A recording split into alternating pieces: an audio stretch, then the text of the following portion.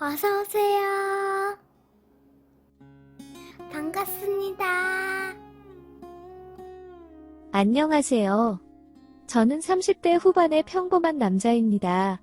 35살이 넘어가면서 부모님의 성화로 선도 많이 보고 여자 소개도 많이 받아보았지만 학자금 대출 갚느라 아직 집도 없고 경차를 타고 다니다 보니 만나는 여자들마다 그 나이 먹도록 뭐 했냐며 밥만 먹고 헤어지더군요. 물론 애프터도 거절당했습니다. 그러던 중 다니던 회사가 경영난에 힘들어지면서 희망퇴직을 받기 시작했고 고민 끝에 퇴직을 하게 되었습니다. 버텨볼까도 고민해보았지만 나중에는 퇴직금은 커녕 월급도 밀려서 못 받고 쫓겨날 수도 있을 것 같아서 퇴직금에다가 추가로 더 챙겨줄 때 나오자고 생각이 들었습니다. 대학 졸업 후 바로 취직을 하였습니다. 학자금도 갚아야 했고 여자친구도 없었기에 별다른 여행도 휴가도 없이 일만 하였습니다. 다른 일을 구하기 전에 여행을 다니기로 하였습니다. 여기저기 큰 목적지 없이 여행을 하던 중 동해바다가 보이는 작은 동네가 너무 마음에 들어서 오랫동안 머물렀습니다. 그 여행이 끝나고 다른 직장을 구해서 일을 시작하였지만 그 동네가 자꾸 생각이 들었습니다. 결국 새로 구한 직장을 몇 개월도 안 돼서 그만두고 다시 그곳으로 여행을 갔습니다. 그리고 거기서 할 수 있는 일을 알아보았습니다. 서울에서 인테리어 회사만 다녔던 저로서는 할 수 있는 일이 별로 없었습니다. 그러던 중 바다가 보이는 괜찮은 곳에 장사할 수 있는 상가가 매물로 나왔습니다. 가격이 많이 비쌀 것 같아서 몇 번을 망설이다가 부동산에 찾아가서 물어보았더니 서울에 살던 전세보증금을 빼서 해도 어느 정도 돈이 남을 정도로 가격이 좋았습니다. 그래서 큰 고민 없이 바로 계약을 해버렸습니다. 서울에 있던 짐들도 빼서 이사를 왔고 상가 관련해서 들어갈 돈을 제외한 남은 돈을 가지고 수도권의 작은 아파트도 하나 사서 월세를 주었습니다.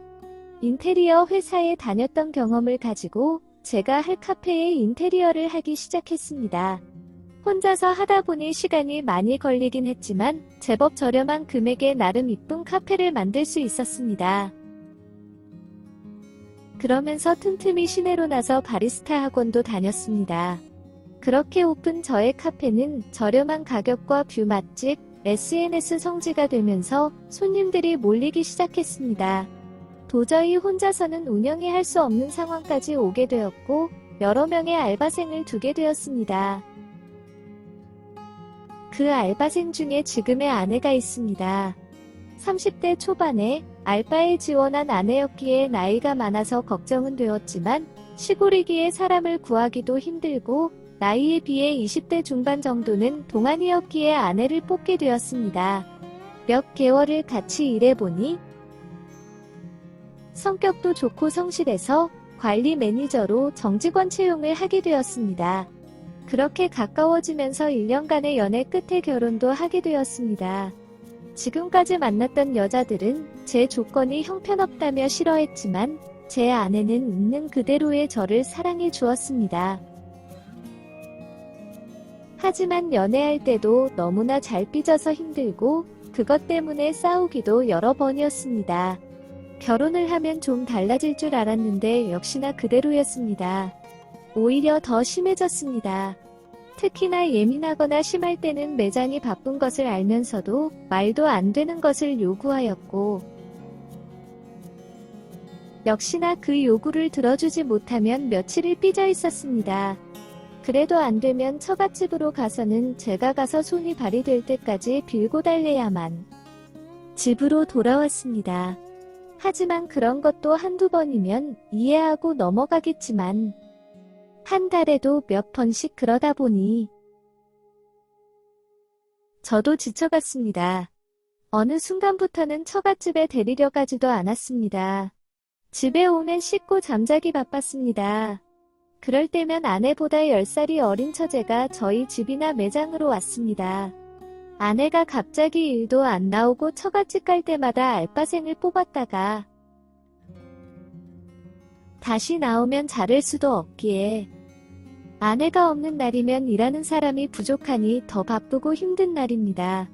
처제도 자주 저희 매장에 와서 커피를 마시다 보니 그런 부분들이 눈에 보였나 봅니다.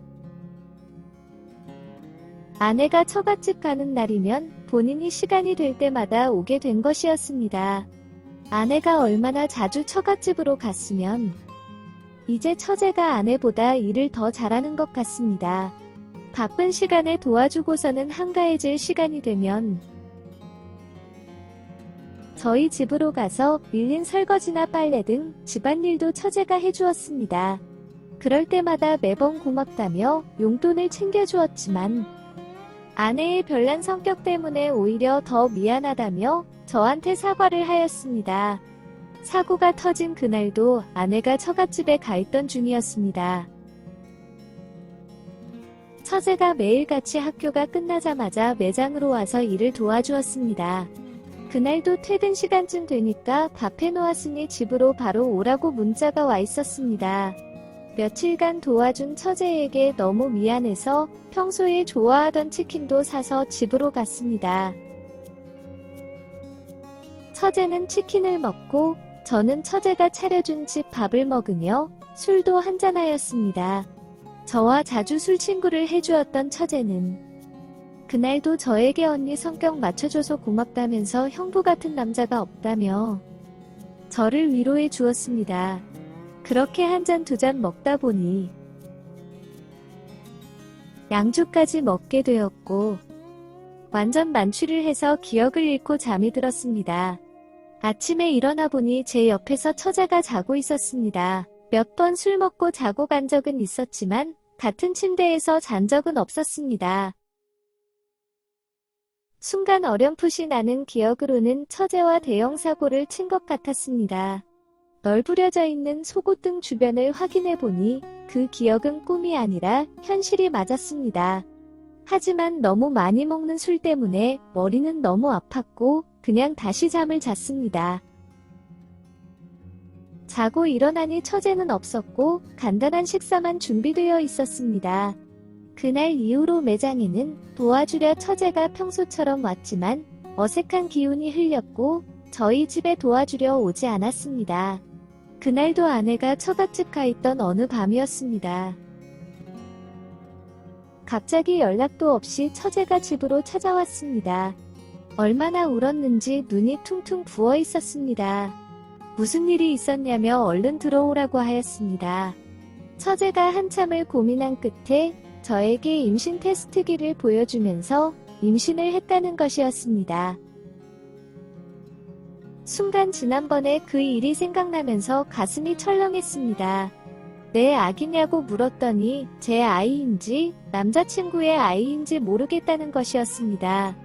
그러면서 어떻게 하면 좋냐고 우는 것이었습니다.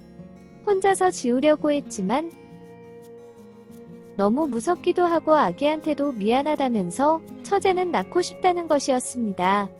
저한테 좋은 방법이 없겠냐면서 도와달라고 하였습니다. 제 아이인지 아닌지도 모르는 상황인데 아내와 이혼을 하고 책임을 질 수도 없고 그냥 모른 척하기에는 그날의 사고와 잘못이 있기에 그럴 순 없었습니다. 하루가 다르게 배가 불려온다며 연락이 오는데 어떻게 해야 할까요? 오늘의 사연은 여기까지입니다. 구독과 좋아요, 알림 설정 부탁드립니다. 긴 글을 읽어주셔서 감사합니다. 구독과 좋아요 꾹꾹 눌러주세요. 꾹꾹. 알림 설정도 꾹꾹 눌러주세요.